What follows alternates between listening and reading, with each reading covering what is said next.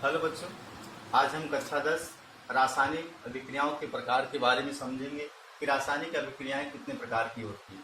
पहला रासायनिक अभिक्रिया बच्चों संयोजन या योगात्मक अभिक्रिया, दूसरा विस्थापन अभिक्रिया, तीसरा अनुक्रमणीय अभिक्रिया, चौथा उत्क्रमणीय अभिक्रिया और पांचवा अपघटन अभिक्रियाएं और छठा वियोजन अभिक्रिया और जो सातवां है ऊष्माक्षेपी अभिक्रियाएं और ऊष्माशोषी अभिक्रियाएं। बच्चों इसमें हम लोग एक एक करके इनकी परिभाषाओं को और इनके एग्जाम्पल्स को देखेंगे। पहला जो है वह संयोजन या फिर योगात्मक अभिक्रिया। यह किसे कहते हैं? जब दो या दो से अधिक पदार्थ परस्पर आपस में मिलकर एक नए पदार्थ का निर्माण करते हैं, उसे हम योगात्मक अभिक्रिया कहते हैं। दोबारा सुनिए बच्चों, जब दो या दो से अधिक पदार्थ परस्पर आपस में मिलकर एक नए पदार्थ का निर्माण करते हैं, उसे हम योगात्मक अभिक्रिया या संयोजन अभिक्रिया कहते हैं। जैसे देखते हैं C+O2 क्या हुआ? CO2। H+O2 क्या हुआ? Sulphur dioxide. तो ये सब किसके एग्जाम्पल्स हैं? ये सब आपके योगात्मक अभिक्रिया के एग्जाम्पल्स हैं। योगात्मक अभिक्रिया कहते हैं कि इसे दोबारा समझ लेते हैं। जब दो या दो से अधिक पदार्थ परस्पर आपस में मिलकर एक नए पदार्थ का निर्माण करते हैं, उसे हम योगात्मक अभिक्रिया कहते हैं। योगात्मक अभिक्रिया में सबसे बड़ी बात यह है कि केवल एक ही क्या होता है बच्चों? उत्पाद का निर्माण होता है। केवल एक ही उत्पाद का निर्माण होता है। दूसरी रासायनिक अभिक्रिया क्या है? अनुत्क्रमणीय रासायनिक अभिक्रिया। अनुत्क्रमणीय का चिन्ह क्या होता है?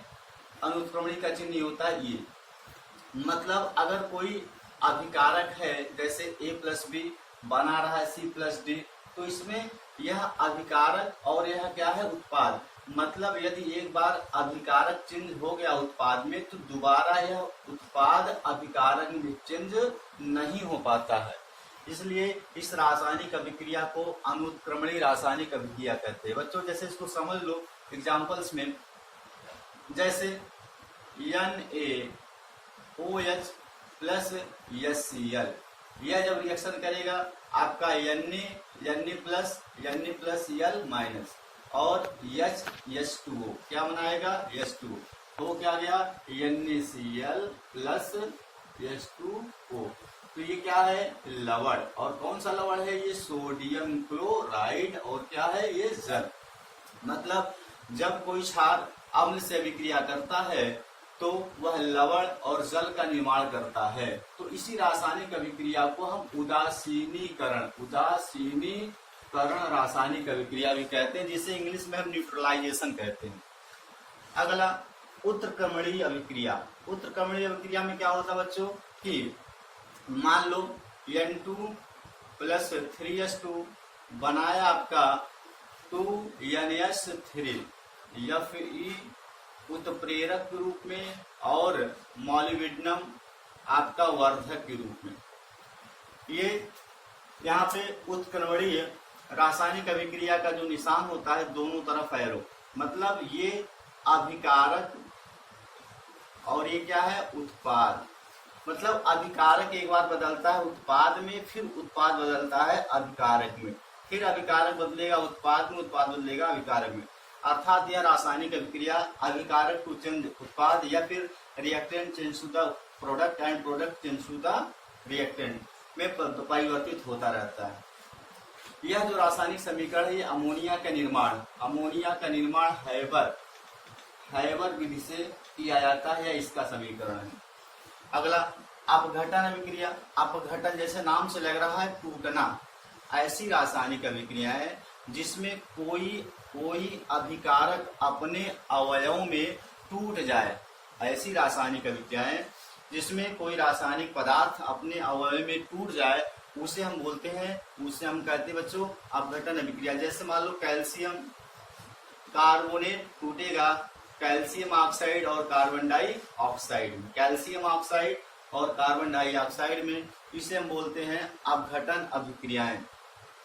अपघटन अभिक्रियाओं के पश्चात आज के लिए बच्चों बस इतना ही। उसके बाद हम लोग वियोजन अभिक्रिया, ऊष्माक्षेपी अभिक्रिया और ऊष्माशोषी अभिक्रिया किसे में ये सब बताएंगे। बच्चों एक बार दोबारा समझ लेते हैं।